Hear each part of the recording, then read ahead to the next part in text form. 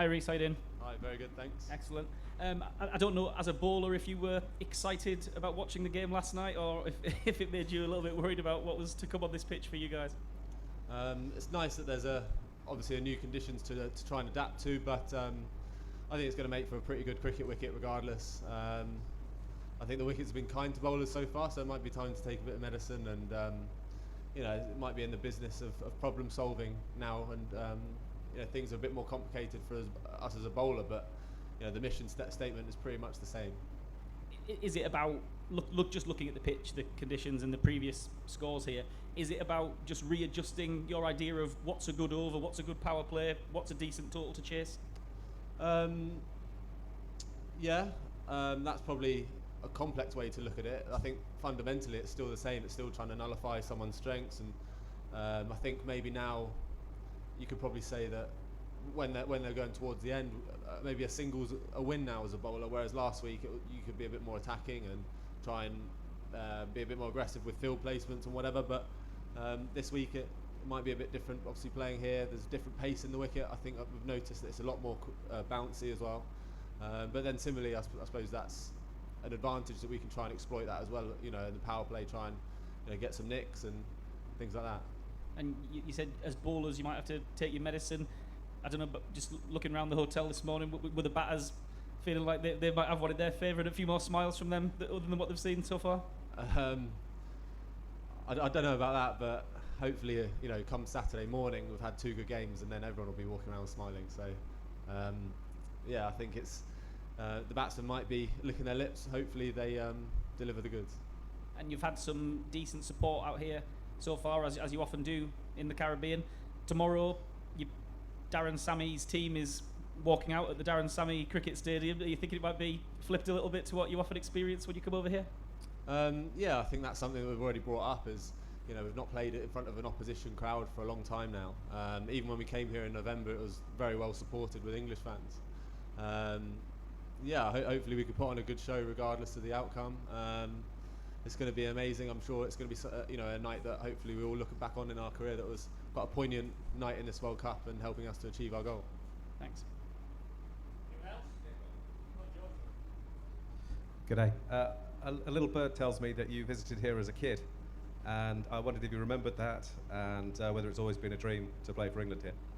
I don't remember it. I remember coming here on holiday, but I was too young to remember anything about it, to be honest. I was told that I was brought here and said hopefully you play here for England once, but I don't actually remember it. So you've obviously had a bit of bad luck in global tournaments. How is it to be at this stage, really in the business part of the competition and a key part of the side? That's the dream, really, isn't it? Yeah. Obviously injuries are not by design or anything like that. They kind of happen. I'm quite comfortable that in the past that it was nothing down to me. I sort of crossed every box, crossed every T, dotted every I, and all that. I left no stone unturned, and things just happened as part of the game.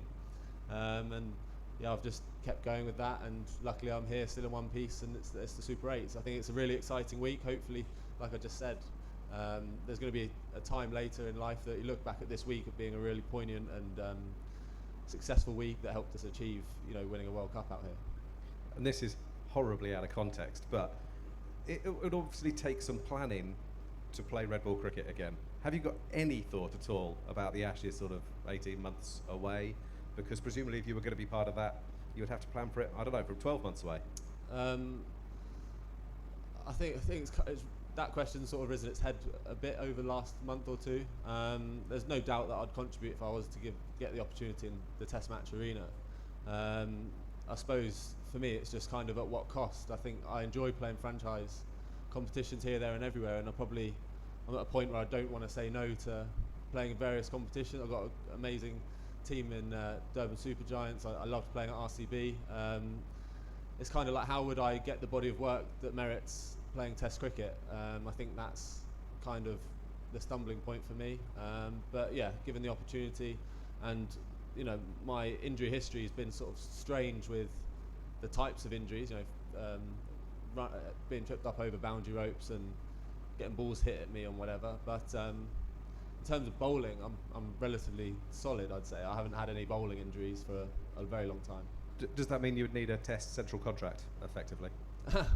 No, not necessarily. It's just I've been in the boat where I've given up going to the IPL to try and play Test cricket, and I didn't play it. So I wish I went in that case, obviously. So I've just, I'm 30, so just being on the park and playing is quite important for me. And obviously, being an overseas player, you know where you stand. You turn up, and you're probably going to play a big part for that side. Whereas, if I play hoping to play Test cricket, it's kind of like, well, you're going after something that's not set in stone or guaranteed. So.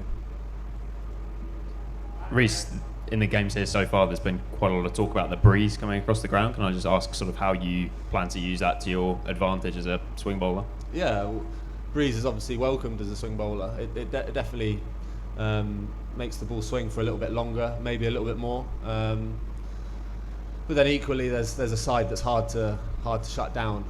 The ball certainly flies when you go that way. So I think the batsmen are going to equally try to exploit it as much as the bowlers. So it's going to be a good contest, almost like a game of chess out there.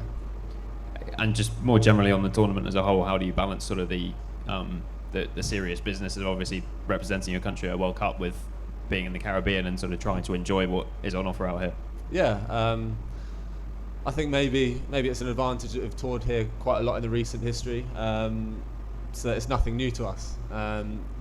Everyone knows what to expect once we're out here, knows what you can do that sort of keep your head down and stay fresh for the games. I think there's going to be a lot of time to kill tomorrow, obviously, with such a late game that we've not had so far. So I think we'll have to lean on a bit of that experience. But obviously, representing England at a World Cup, no matter where it is always a highlight of your career. You think that England are probably going to have to leave out one of you four quicks, you'd think, to get the team. I won't ask you what you think should happen, but if it came to it and you had to do the death bowling job, how do you find, obviously you're very well documented how good at the new ball you are, but how much do you enjoy that death bowling? How much do you look forward to doing it if you have to do it? If, say, CJ didn't play and it was you, Woody and Jofra, for instance, and you were asked to do that job, how do you find that? No, it's nothing new. I've done it in an England shirt before. I actually really enjoy it because it's kind of like the time where you get your rewards for bowling well up top and keeping it tight. It's the time where the wickets can fall, so it's quite exciting in that respect. And I don't think there's anything to be feared. If you bowl well at the death, you get rewards. If you don't bowl well, you get hit. I don't think it differs to any sort of stage in the game, to be honest. It's just the calibre of player you bowl at, and you don't have any help in the air or as much off the seam. But yeah, it's just delivering a skill down the other end, so it doesn't really change too much. You've been practicing quite a lot of wide Yorkers, I think. Is that fair? Is that something you've been working on since you've seen that? No, I just practice every ball, so that whenever Josh comes up to me in the game and he comes up with a plan, I just practice every ball so that I've got every bit of confidence that I can deliver. If he wanted me to go, a wide bouncer or wherever he comes up with, I just got to be able to call on any skill that I can, to be honest.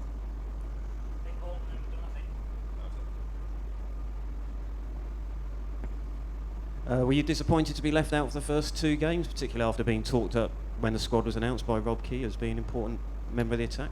Yeah, no, I was disappointed, but I'm sure each game there's been 4 disappointed players. I think we're blessed to the point that you're trying to fit sort of too many players into an 11. You've got guys that have got plenty of experience in the franchise and international circuit that aren't in the 11 for each game. But obviously, being disappointed, I don't think I put much of a foot wrong leading up, and I think I've contributed enough to be in the team. But then obviously when I was told I wasn't playing, it's kind of my attention switched to how am I getting in the side, or how am I helping the other guys that are in the 11 to get ready. And do you think you've proved a point in the 2 games since then? Bowled pretty tightly. I'd have proved my point once I contribute a bit more. Yeah. Just do one more down here and then we're done. Thank you. And then Henry will do Reece, you briefly touched upon the sense of the occasion. A lot of large West Indies crowd, and also the fact that a fairly large travelling English contingent as well. Is this one of the biggest occasions for the England cricket team in recent times, just playing here in St. Lucia against West Indies in the Caribbean at the World Cup?